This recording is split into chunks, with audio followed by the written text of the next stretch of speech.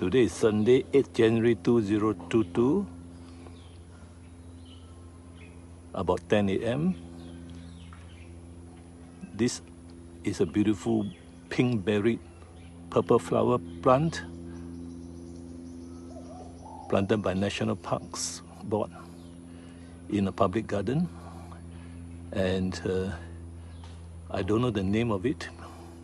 It gives very pink berries and beautiful small